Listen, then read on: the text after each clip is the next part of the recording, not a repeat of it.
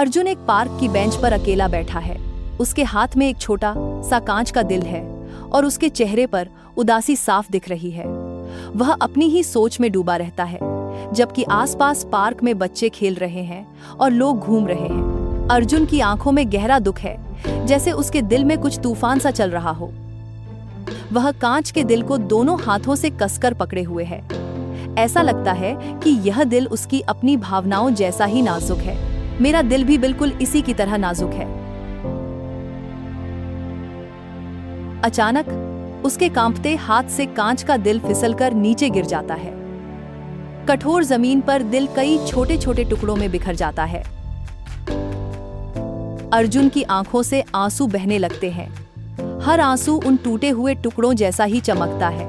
सूरज की रोशनी में वे टुकड़े चमकते हैं, जैसे कोई याद दिला रहे हों कि कुछ चीजें वापस नहीं आती। अर्जुन टूटे दिल को देखते हुए धीरे से कहता है, मैं भी हमेशा ऐसे ही टूट जाता हूँ। उसी समय रिया पार्क में आती है। अर्जुन घुटनों के बल बैठकर टूटे हुए टुकड़े इकट्ठा करने की कोशिश करता है। रिया धीरे से उसके पास आकर रुकती है। उसकी आवाज नरम है। वह कहती है, अर्जुन, टूटना हमेशा बुरा नहीं होता। फिर मुस्कुराकर जोड़ती है, जो चीज दोबारा जुड़ती है वह पहले से ज्यादा मजबूत हो जाती है। पार्क की हल्की रोशनी में रिया घास पर बैठती है और टुकड़े ध्यान से उठाने लगती है।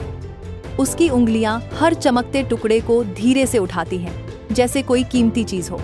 सूरज की रोशनी टुकड़ों पर पड़कर उन्हें छोटे छोटे गहनों जैसा चमका देती है। अर्जुन रिया को देखकर पूछता है, क्या टूटी हुई चीज इतने सुंदर लग सकती है? टुकड़े चमकते रहते हैं, जैसे बता रहे हों कि सुंदरता कभी कभी टूटने से भी आती है।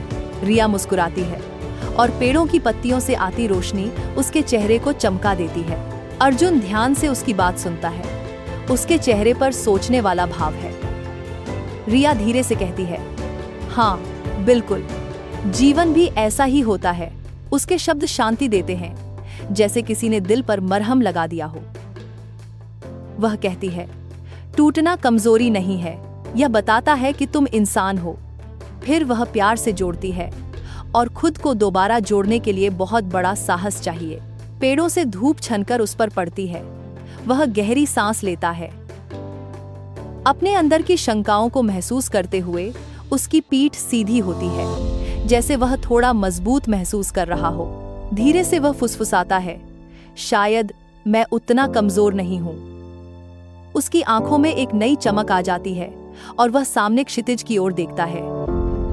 वह थोड़ी देर रुककर शांत मन से अपने सफर के बारे में सोचता है। धीरे से कहता है, टूटना जरूरी है, तभी हम उठना सीखते हैं। उसकी आवाज अब डर से नहीं, हिम्मत से भरी होती है।